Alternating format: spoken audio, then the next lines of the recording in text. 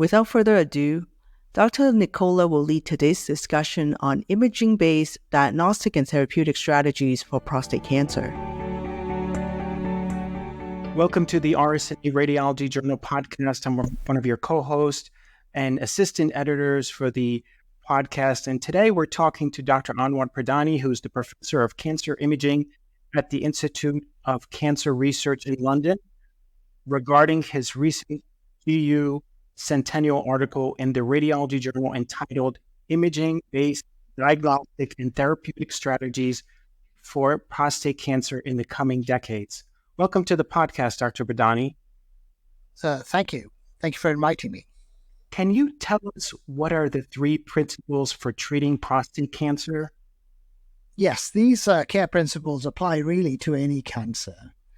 And the first principle is that treatments of early detected potentially lethal disease can lead to cures, while treatments of late-stage metastatic cancers do not. The second principle is that treatment of earlier disease-detected states have fewer side effects than treatments of men or women with advanced disease, and this leads to a better preservation of the quality of life. And the third care principle is that treatments of later stage disease is also very expensive, not only for families and patients, but also for society as a whole. Can you tell us what your thoughts on population screening of prostate cancer? Yeah, so as you know, prostate cancer is controversial, but it seems to be gaining in popularity, particularly in Europe. What we do know about prostate cancer is that if you do case-finding studies using a single time point as a screening method, and that's used in lots of places in Europe and in America, that generally speaking doesn't tend to reduce mortality as a whole because many cancers go undetected. But what we have found out through really high-powered studies in Northern Europe is that if we perform regular screening with PSA testing and a reflex systematic biopsy, that we can reduce metastatic rates and it can reduce mortality from prostate cancer by at least 20%. We think it might even be up to 50% in uncontaminated cohorts. So the thoughts in Europe are that prostate cancer screening should really, at the moment, it's based on shared decision-making, but this still leads to overtreatment, which is why the EU Commission recently, in September last year, recommended that any screening should be followed by an MRI to reduce harm. And so that's where the thoughts about incorporating MRI come into the screening process. Tell us how MRI will play a role in the screening of prostate cancer and how it will be beneficial and when could it be potentially harmful? So we know that PSA screening is only acceptable if we can substantially reduce the harm. And so there are a number of strategies one can apply as a general principle. So we should stop doing reflex systematic biopsies. We should increase the uptake of organ-sparing treatments such as active surveillance, and we should use more focal therapies. But one of the most powerful ways of reducing harm is to, in fact, do MRI diagnoses, and that enables us to avoid biopsies. And then if we do see something on MRI, then safer and more accurate targeting biopsies need to be done. So if you think about that, the role of MRI is therefore for harm reduction and improving the precision of the biopsies. And the question really is, does MRI qualify? Generally speaking, we say it should be inexpensive, and MRI is not inexpensive. It should be easy to administer, and MRI isn't easy to administer. It does have minimal discomfort and morbidity. It is precise, it is safe. And what we're now looking at is whether it's actually valid as a screening test. So we need to think about two things. We need to think about optimizing MRI before implementing it into a screening program. And then the challenges that will be faced by MRI within the screening pathway. So both of those things need to be considered. You mentioned in your article the importance or the implication of deep learning in screening of prostate cancer. Yeah. Can you talk to us how it will be implemented? Okay. So we know that the screening requires bringing together a chain of events that are interlinked but largely independent. And so we can think about AI for independent processes and AI for bringing together these chain of events. So if you think about where we might use AI, well, one of these would be in the data acquisition. So we are already using AI for motion correction, for speeding the examination. But you can imagine you'd be able to use AI for quality checking and decision making on whether a person needs contrast medium or not. I'm not suggesting that we should be using contrast medium for screening, but there will be a subset of people, of persons who might need contrast to clarify the nature of abnormalities, for example.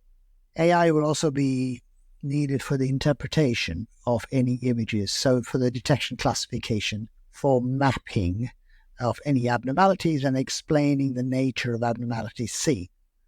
AI will be important for the reporting tasks such as prefetching, comparing with prior scans, prioritizing patients, or even narrative text writing. AI will, I think, and I've already seen data on this, on integrating the diagnostic, so taking AI outputs with radiological views and PSA for biopsy decision-making. AI is already now being used in the biopsy role, not only for pathological assessments, but for the preparation for biopsies, registrations, where to put the needles, and ultimately AI will also be needed when we do repeat biopsies in patients. So you can imagine that there are a number of roles, individual roles for AI, but we'll also need a global AI that will integrate the whole thing. So it's going to get complex. Talk to us about, you mentioned in the article about MR-guided organ-sparing treatment versus whole gland treatment. Can you tell us how IMR will be used for that? Yes. So let's talk about organ sparing, what organ sparing is and what organ sparing isn't. So essentially, organ sparing is where you preserve the prostate gland with a view to help maintain sexual and urinary function. And you can imagine that this would be a better option for patients who are older or have other health conditions. And it would also be very useful for patients who have lower risk prostate cancers. So examples, I suppose, include active surveillance, focal therapy, focal cryotherapy. Some people include radiotherapy and brachytherapy as organ sparing, but most people do not. Now, non-organ sparing is radical treatments of the whole gland, and this could be prostatectomy or using whole gland HIFU, or some people would say radical radiotherapy is a non-organ sparing treatment as well. And now these can be very effective for treating more advanced, higher risk prostate cancer. They require less follow-up than organ-sparing treatments, but may result in urinary incontinence and erectile dysfunction. So there are pros and cons for both approaches. Now, as I said, MRI can be helpful because one can imagine using MRI to triage patients to one treatment or another. So, for example, if you were going to use active surveillance, for example, in somebody with a low-risk prostate cancer, then the MRI helps confirm that a deferred treatment is the right option. So if you see a big lesion, then you're clearly not going to undertake an active surveillance approach. If you were going to do, say, a prostatectomy, in somebody with MRI showing favorable features, then that would support the strategy for nerve sparing with a view to getting clear resection margins. Whereas if it looked unfavorable on the MRI, then the priority then switches to trying to get surgical margins that are free of tumor, but nerve sparing may not be possible. So one can see how MRI could help decide which patient would get which treatment. And it's important for MRI to know what the MRI features are that suggests an averse or a non-averse MRI signature. So an averse MRI signature would be a very high PIRAD score, for example, a very low ADC value, the location of the tumor being posterolateral against the capsule or neurovascular bundle, a tumor close to the sphincter, for example, or obvious extraprostatic disease and seminal vesicle invasion. So these are just MRI features that we know are averse. And if any patient had either one of these or more than one of these, then they go into basically a non-organ sparing bucket. Whereas if they do not have these features, they tend to go towards the organ sparing bucket. So the MRI can actually be quite helpful to triage patients to different types of treatment. You talked about next generation imaging solutions in your article. Tell us some of the benefits as well as their limitations. Okay. So next generation imaging, what does that mean? Well, next generation imaging clearly refers to anything that is not CT and bone scanning, because these new imaging technologies have higher sensitivity and mostly higher specificity compared to bone scans and CT scans for the depiction of not only nodal disease, but also metastatic disease. So next generation imaging includes whole body MRI with diffusion imaging, PET CT scans with PSMA, or a bunch of other tracers that are now available. Now, next generation imaging enables a number of things. It potentially enables an earlier initiation of treatment in patients with occult metastatic disease at bone scans and CT scans. So these are by definition, they're called microscopic metastatic disease. In the same vein, these technologies allow us to see treatment responses or treatment relapse at an earlier stage. So this is micro-progressive disease. These technologies enable us to undertake certain types of treatments, such as oligometastatic disease can be treated with focal radiotherapy, for example. And this comes under the bucket of metastatic directed therapies. These sorts of techniques can also help guide tissue biopsies for molecular characterization.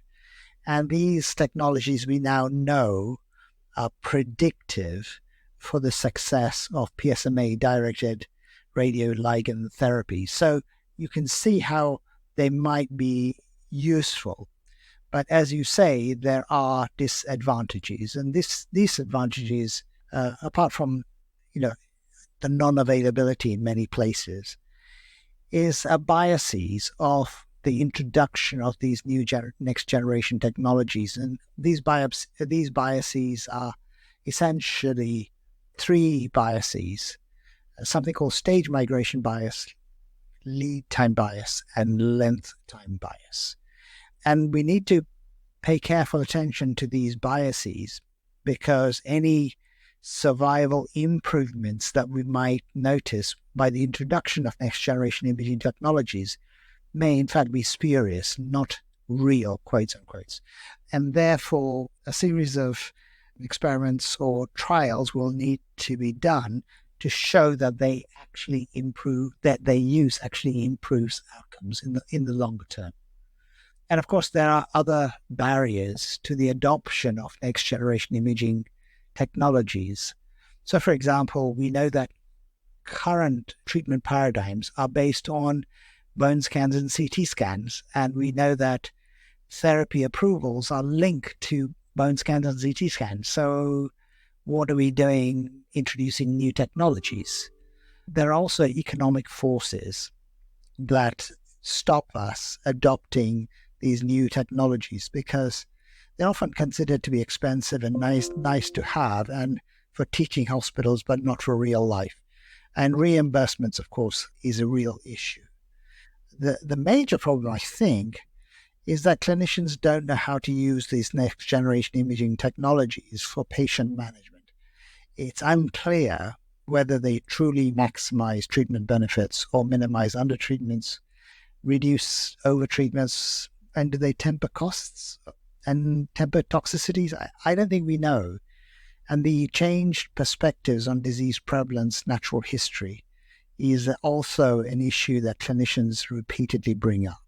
Can you tell us what you think the management of advanced prostate cancer will be? You mentioned that in the article. Yes. So clearly there's been a rapid evolution in our understanding of the genomic landscape and the biology underpinning not only primary cancer, but also the metastatic state. And this has, of course, paralleled the emergence of these new generation technologies, which we just talked about. So we've seen important changes in the therapeutic framework. So, for example, we've seen the emergence of metastasis-directed therapies for low-volume oligometastatic disease.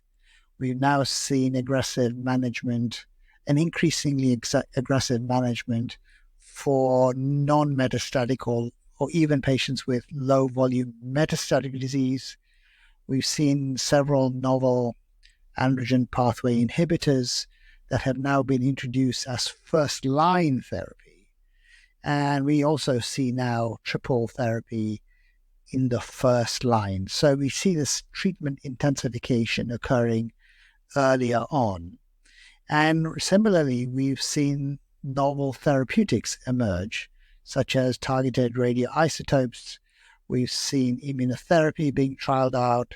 We see PARP inhibitors emerging as treatments. So we have seen a number of important trends in the therapeutic landscape.